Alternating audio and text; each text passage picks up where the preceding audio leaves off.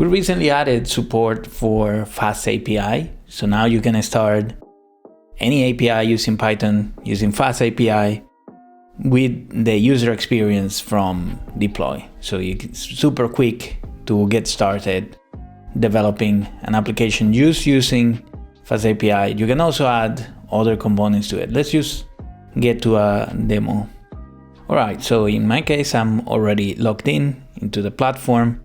So all I have to do is go to create project and let's select FastAPI. I want to add a front end to it.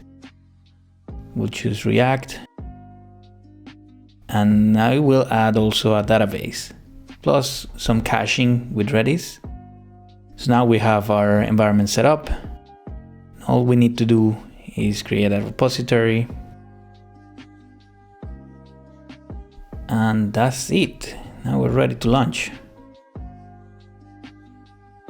Now our environment is fully set and we need to give it some time so it finishes loading all the components that we have, which in this case is React and FastAPI.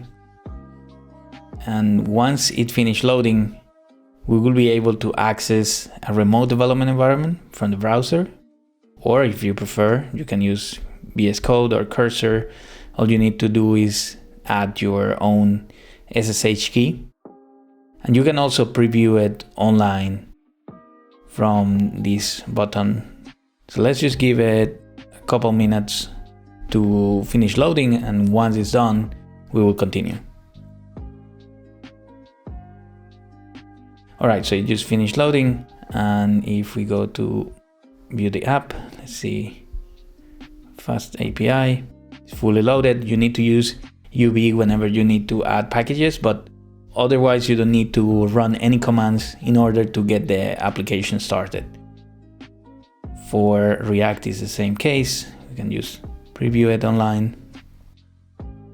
And then if you want to code already, just jump into the code. You can access the code in browser, which will open a new window. And in this window, you will have a version of VS Code in the cloud. And any changes that you make here just go live in your application in seconds without you having to do any npm run dev or anything of the like. Your application use will implement the changes with hot reload online.